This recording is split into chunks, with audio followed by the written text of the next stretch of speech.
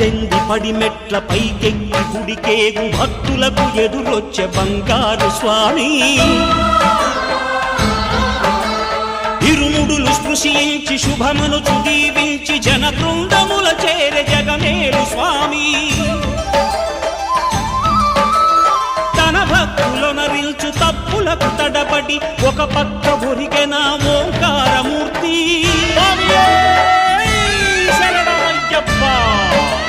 స్వాములందరూ తనకు సాయము కాగా ధీమంతుడై లేచే ఆ కన్య స్వామి